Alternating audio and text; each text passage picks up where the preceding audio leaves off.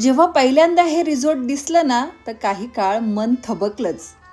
मातीच्या त्या भिंती, पारंपरिक आर्टवर्क, उबदार लाईट्स, काय बोलायचं. कारण हे सगळं आत पाहिल्यानंतर मन अगदी शांत होऊन जाते. तिकडचे त्या छोट्या छोट्या कॉटेजेस आणि उबदार वातावरण मन अगदी हलकं ताजेतवाने होऊन जाते. रात्री तर हे रिसॉर्ट अगदीच खुलून येतं. आम्ही रात्री रिसॉर्टमध्ये आलो होतो, त्यामुळे स्वागत एकदम जंगी झालं होतं.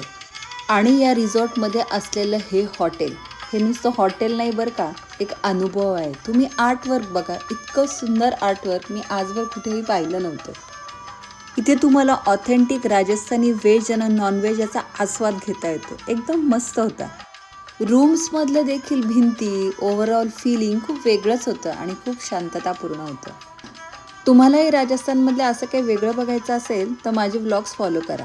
Subscribe life stories with Jyoti.